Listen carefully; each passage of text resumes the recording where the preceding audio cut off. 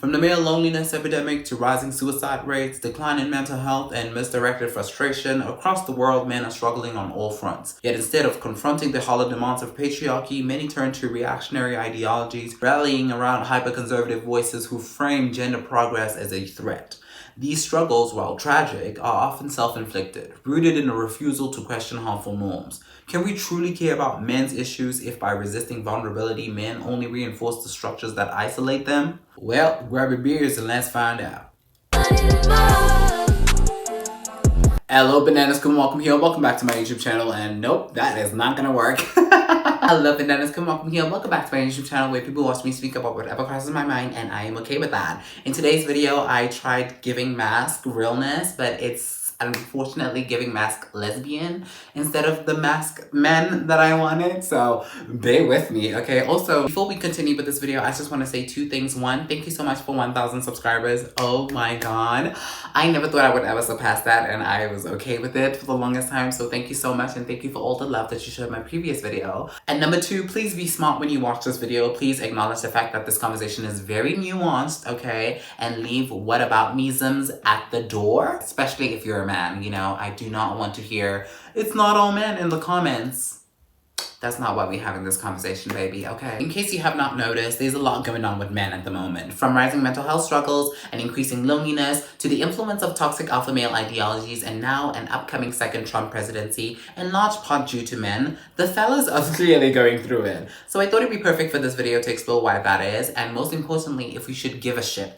If we should care. In every boy's life, there's a moment where he learns pain is something to bury deep. From a young age, boys are socialized into rigid gender roles that prioritize independence, stoicism, and emotional restraint. The socialization often begins in the home, from our dads, our uncles, our brothers, and even in women-led households, surprisingly. This is where we get taught what it means to be a boy or a man, what our duties are, how we walk, how we talk, what we wear, how we should wear it, what our favorite things should be, and what we should stay away from. These teachings are then reinforced by things like educational institutions, the media, and even our peer interactions. It is at the stage where we are taught to suppress our emotions. The sad part is that many of us don't even realize when this starts. Perhaps it's on a playground when a scraped knee invites laughter instead of sympathy, or maybe it's in our father's shadows, hearing phrases like real men don't cry over and over again until we start to swallow our own hurt. Boys soak up these lessons pretty early, shaping them into adults who confuse emotional isolation with strength. As we grow, emotional numbness becomes like a second nature, a badge of pride in a world that equates vulnerability with weakness. Imagine the life of the average teenage boy. His friendships are forged through gaming sessions, sports, or other shared activities,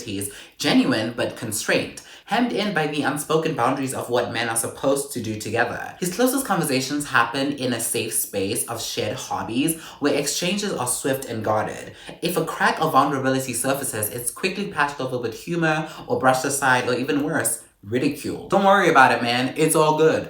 That's gay. These friendships, though meaningful, lack a crucial depth. They build on surface level connections, leaving real emotions submerged and often untouched. As he grows into adulthood, this boy discovers that his circle is thinning. The deep bonds he might have built were replaced by casual acquaintances and momentary camaraderie.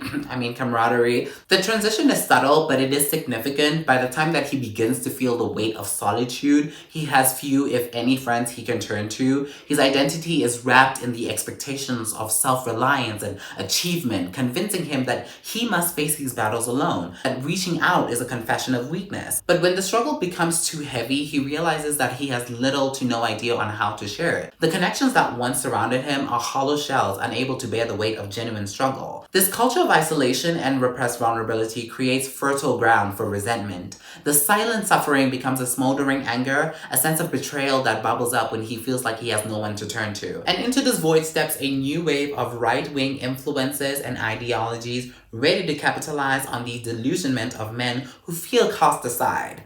These figures don't offer real solutions or emotional support. They offer scapegoats. They paint a world where men's struggles are blamed not on outdated, self-destructive models of masculinity, but on a supposed enemy. Who is this enemy, you might ask?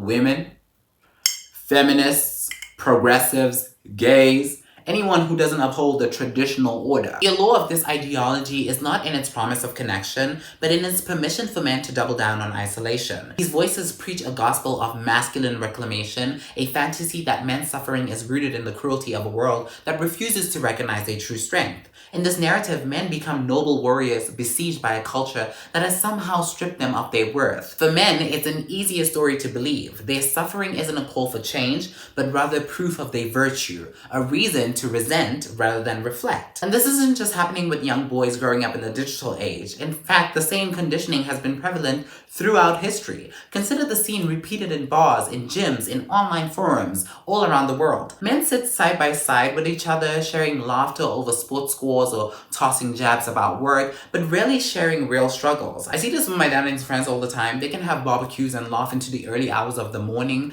but the real conversations, the painful ones about breakups, financial worries, health scares, are either dismissed or laughably brief. You'll get through it, man, they say. The kind of empathetic exchanges that women often share are foreign here. Masculine pride, built on the notion of stoic endurance, erects an invisible wall that many a man will never break down, simply because they rarely reach inwards for self-reflection. Instead, they turn outward toward ideologies that justify their anger and validate their pain without asking them to confront it. The internet offers an endless supply of communities that transform loneliness into an act of defiance, claiming that men are victims of a society that has gone soft, a world that has strayed from traditional values. Influencers like Andrew Tate and his goons, as well as political figures like Donald Trump and his goons, fuel a new myth that the real masculinity is under attack, and that a return to dominance, to the hard, unfeeling ideals of a traditional manhood, is the only answer. This narrative glorifies a version of masculinity rooted in power and dominance. These men find an echo chamber that tells them that their loneliness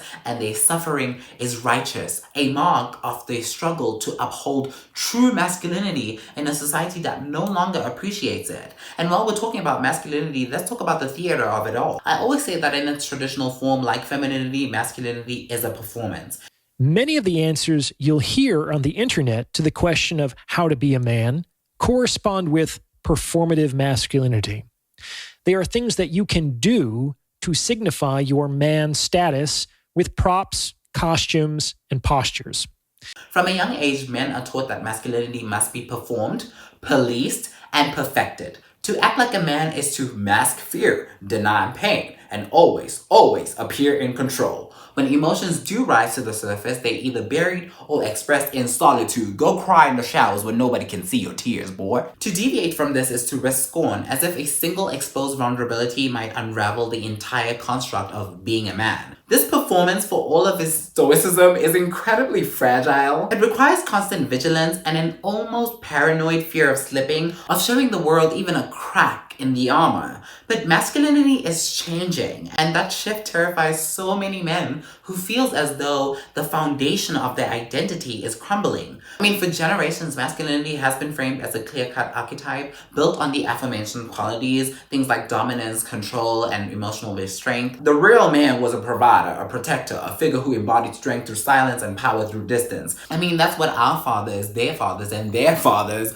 were accustomed to. This model was once a reliable source of identity, an unchallenged way to prove worth. But today, men are being asked to embrace qualities that once seemed incompatible with masculinity. Things like empathy, connection, sensitivity, humanity. The shift can feel like a threat because it forces men to question the very values they've been taught to define their worth. For some, there's a deep-seated fear of what happens if this rigid role is dismantled. What if masculinity as they've known it is outdated? What if there's more to being a man than maintaining power and control? As masculinity redefines itself, it asks men to step into a broader concept of strength, one that includes vulnerability, one that includes cooperation, and one that includes intelligence.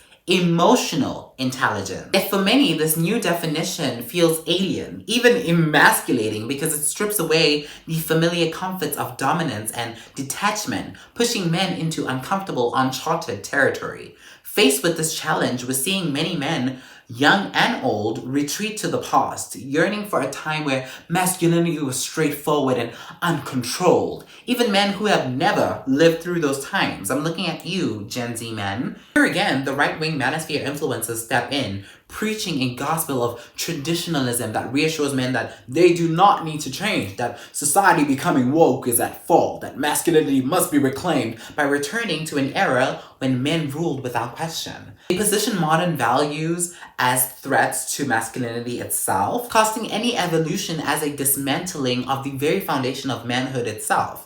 For those struggling with shifting definitions of masculinity, this narrative provides an escape, a way to feel powerful without the difficult work of self-reflection and growth, like I've mentioned. I'd also be dumb to ignore the fact that homophobia and misogyny are woven into this ideology. The idea constantly reinforces that any deviation from traditional masculinity, any association with femininity or openness to diverse sexualities is a betrayal of manhood. Young men are conditioned to view sensitivity, emotional openness, or even close platonic connections with other men as threats to their masculinity, influenced by a culture that labels these qualities as unmanly or weak. For instance, the fear of being labeled gay for showing any emotion reinforces an environment where men are reluctant to build emotional intimacy with one another and instead distance themselves from any behavior that could be perceived as feminine. I mean, the only time that men are socially allowed to embrace each other is when one of their football teams wins a game, but let men give each other the same amount of hugs and embrace and rejoice in a different setting,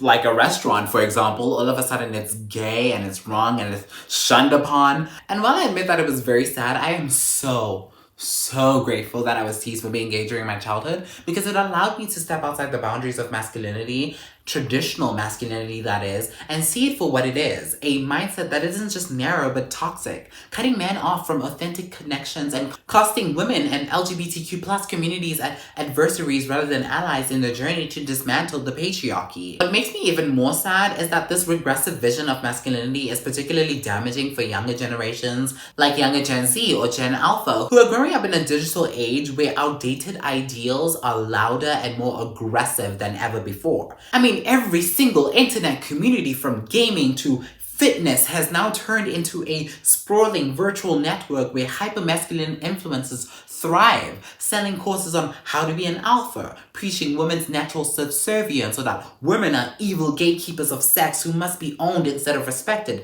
that gay people existing will somehow lead to the elimination of men, anything they can to stoke a collective anger toward anything perceived as a threat to real men. For impressionable young audiences grappling with their own identities, these voices offer a twisted kind of community, a brotherhood united in grievance, each member assured that the world, not themselves, is the reason for their struggles. And what they fail to realize is that in clinging so tightly to this brittle ideal, many men end up cut off from the very things that they crave: intimacy, understanding, connection, friendships. They are trapped in a prison of their own making, mistaking isolation for strength and loneliness for resilience, convinced that to truly be a man means to endure in silence. This isolation doesn't just harm them personally, it embeds a divisive toxic mindset that pits men against women, against progress, and even against themselves. The patriarchy has long been restrictive, but as society evolves, the expectations of masculinity or manhood must evolve with it. Other groups like women, LGBTQ plus communities, and even people of color, for fuck's sake, have redefined their roles, fighting for change and embracing fuller, more liberated identities. Men, however, often resist, holding on to outdated norms that do more to limit them than uplift them. This refusal to rethink masculinity isn't just disappointing, it's embarrassing at this point. At a time when strength could mean embracing empathy, cooperation, and self-awareness, many men are doubling down on a rigid, archaic model that benefits no one involved. Why aren't we teaching young men how to build healthy relationships, manage their emotions, or thrive in a changing world? Why are we letting them look up to figures that are selling an escape from self-reflection, a blueprint for regression, that glorify the idea of a past where simply being born male was enough? That teach these young boys what a man should be while sitting in chairs and gossiping into podcast mics? These young boys are being handed a playbook for masculinity that is both empty and toxic. Instead of equipping them with tools to succeed in a complex world, these influencers are conditioning them to avoid vulnerability, to reject introspection, and see dominance as the only way to win at being a man. Rather than being encouraged to explore what it truly means to be strong, they are pushed into a narrow box, told that power lies in isolation, and that any challenge to this rigid identity is a threat to be defended against, not a possibility to be explored. This regressive masculinity doesn't make men stronger, it makes them smaller. True strength should allow men to break free from these outdated roles, to redefine masculinity in a way that allows them to thrive. Real resilience doesn't come from rigidly defending a broken model of manhood, but from adapting, from embracing the full range of the human experience, from building relationship based on mutual respect and openness. To cling to the ideals of the Manosphere is not to defend masculinity, it is to surrender to its hollow, outdated vision, shutting out the very changes that could empower men to fully be alive, to fully be connected, to fully be human. Imagine if boys were raised to see empathy as a form of strength, vulnerability as a bridge to connection, and equality as a path to collective empowerment. Instead of reclaiming masculinity, they could reimagine it to thrive in a society that, let's be real, no longer needs rigid gender roles to function. With that said, should we actually care that men are going through all of this? Men's struggles with mental health, loneliness, and isolation are significant, don't get me wrong, but society's empathy is running thin. Why, you may ask? Because when given the chance to address these issues, many men prefer to wallow in traditionalism, seeking solace in misogynistic and regressive ideologies that shift blame rather than take accountability. I mean, men would rather go back to being Nazis than be decent fucking human beings. It's difficult to sympathize when the solutions are clear, yet the resistance remains strong. And do not get me wrong, I fully acknowledge that this is a systematic issue, but it's a systematic issue that we can actively work towards breaking down. And there's an irony here. These same men, vocal about their own loneliness and struggles, often show a shocking disregard for the struggles of others. A recent example was the She Deserved the Purse movement, where a mother had to choose between a purse and a baby formula, and can you guess what she chose? Yeah, that one decision resonated with so many women that it sparked such a beautiful movement where women all around the world were putting dollars in baby products to thank mothers for the daily sacrifices that they make. And what did men do? Wreak havoc through baby sections, raiding baby products to steal the dollars that were meant for the mothers. And when we called them out for this, they turned around and said, well, men struggle too. Where are our initiatives? Rather than recognizing these moments as opportunities to, I don't know, advocate for better mental health for everyone, men often respond with, what about us? Rhetoric, refusing to acknowledge that these issues aren't mutually exclusive. If men continue to deny the need for change and accountability, it becomes harder for society to justify caring. And also, why does it seem like men only think about men's issues when the rest of us are having discussions that don't center them? It really makes you think, do men care about men's issues, or do they just want to silence women and queer people so that they can redirect the attention to themselves again? In a world that's evolving towards inclusivity and open expression, men have the option to evolve too. But if they choose not to, if they cling to a hollow version of masculinity that isolates and injures them, then why should the rest of us take the burden of their well-being? And that is all I have to say for this video. I hope you guys liked it. I really tried giving a different approach than everybody else was making. This election had us shook.